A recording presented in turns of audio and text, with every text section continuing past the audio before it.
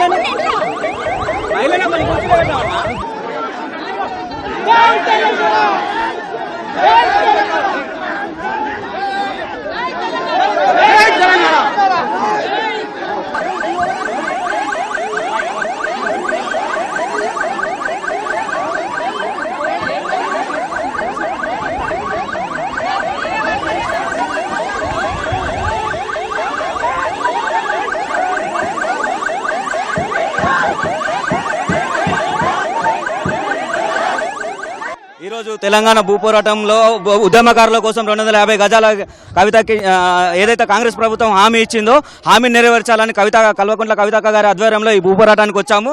పోలీసులు అన్యాయంగా ఉద్యమకారులను అరెస్ట్ చేస్తున్నారు. ఇది మంచి పద్ధతి కాదు. వీళ్ళ వైఖరి మానుకోవాలి. గత కాంగ్రెస్ ప్రభుత్వం ఏదైతే బూటకు హామీ ఇచ్చి 250 గజాల జాగా 20,000 పెన్షన్ అని చెప్పి కాంగ్రెస్ డిక్లరేషన్ చేసిందో దీన్ని తీవ్రంగా ఖండిస్తున్నాం. ఉద్యమకారులకు ఏదైతే జాగా ఇస్తా అన్నదో అది 100% ఇవ్వాల్సిందే. దీనికోసం కవితక్క గారి ఆధ్వర్యంలో ఎంతకైనా పోరాటానికి సిద్ధం, భూ పోరాటానికి సిద్ధం ఉంటాం తెలియజేసుకుంటాం.